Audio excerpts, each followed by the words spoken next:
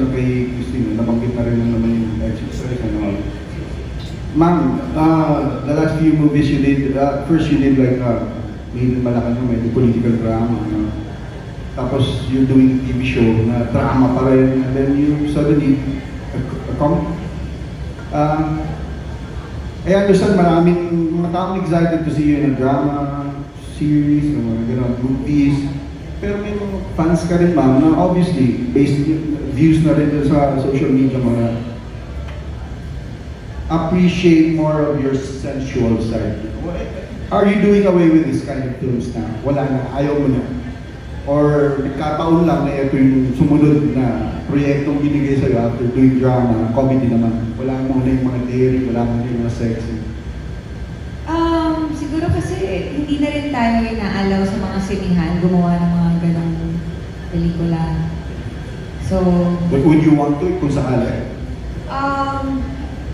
kikita ba? May manonood ba? Ako, manunod ako personally. Parang mas gusto ko siguro doon na lang tayo sa general patronage na merong matututunan yung mga tao.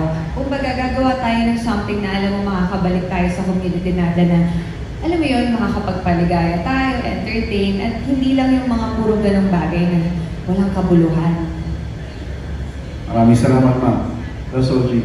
Thank you. Thank you, Steve. Sinabi mo kanina yung tanong ni Neil na kung ayaw mo nang gumawa ng mga sexy movies kasi kumbaga yung mga fans mo, yung parang hinahanap, pardon na ano, pero yung kumbaga yung pagiging sexy mo, hinahanap pa rin ng mga kalalakihan na tagahanga mo. Ano yung sa tingin mo movies na in particular, ano yung gusto mong gawin na parang mas papanoorin ng tao sa'yo aside from being sexy?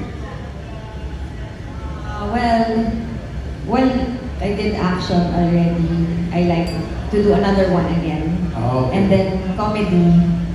And hopefully, kung ano yan, God allows, God permits, di ba? Kung magkaroon man kami ng another movie, prequel, second part 2 nito, di ba? Eh di mas masaya, tapos gagawin natin sa ibang bansa na. Yan ang gusto ko mga thinking mo eh. Kaya nagustuhan ko tayo.